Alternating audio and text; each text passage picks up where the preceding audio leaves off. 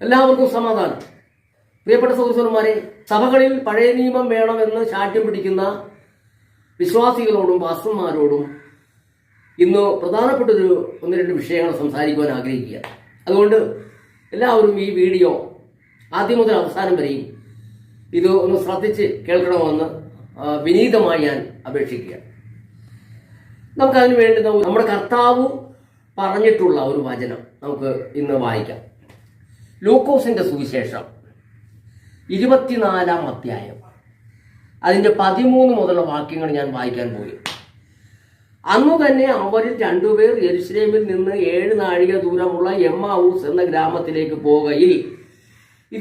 എന്താണ് ഇതിനെക്കുറിച്ച് സംസാരിക്കുന്നതെന്ന് വെച്ചാൽ, നമ്മുടെ കർത്താവ് മരിച്ചു ഉയർത്തപ്പോൾ മഗ്ദലക്കാരത്തി മറിയയും സഹോദരിമാരെ എല്ലാവരും കൂടെ കടന്ന് ഓടിച്ചെന്നു.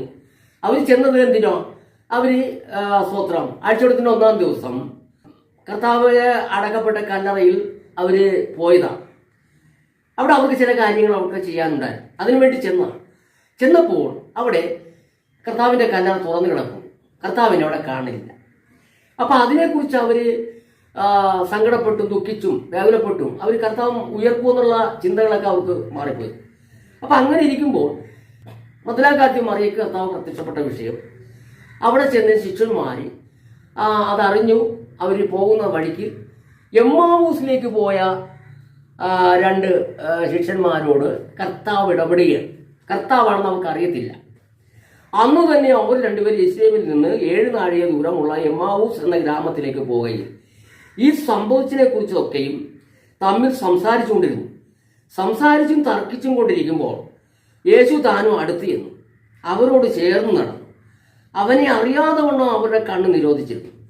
അവൻ അവരോട്, നിങ്ങൾ വഴി നടന്ന് തമ്മിൽ വാദിക്കുന്ന ഈ കാര്യം എന്ത് എന്ന് ചോദിച്ചു. അവർ വാടിയ മുഖത്തോടെ നിന്ന്, ക്ലെയോപ്പാവ് എന്ന് പേരുള്ളവൻ യെരുശലേമിലെ പരദേശികളിൽ നീ മാത്രം ഈ നാളുകളിൽ അവിടെ സംഭവിച്ച കാര്യം അറിയാതിരിക്കുന്നോ എന്ന് ഉത്തരം പറഞ്ഞു.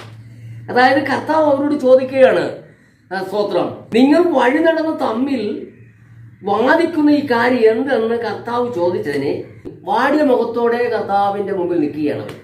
സ്തോത്രം. ക്ലെയോപ്പാവ് എന്ന് പേരുള്ള ഒരു ശിഷ്യൻ പറയുകയാണ്, യെരുശലേമിലെ പരദേശികളിൽ നീ മാത്രം ഈ നാളുകളിൽ അവിടെ സംഭവിച്ച കാര്യം അറിയാതിരിക്കുന്നോ എന്ന് ഉത്തരം പറഞ്ഞു. ഏതെന്ന് കർത്താവ് അവരോട് ചോദിച്ചതിന് അവർ അവനോട് പറഞ്ഞത്, ദൈവത്തിനും സകല ജനത്തിനും മുമ്പാകെ പ്രവൃത്തിയിലും വാക്കിലും ശക്തിയുള്ള പ്രവാചകനായിരുന്ന നസറായനായ യേശു